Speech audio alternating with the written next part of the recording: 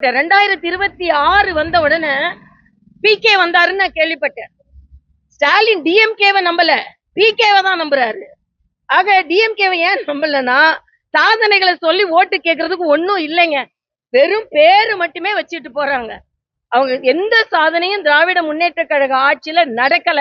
அதனால 2026 அவர்கள் நேரடியாக சந்திக்கவே முடியாது.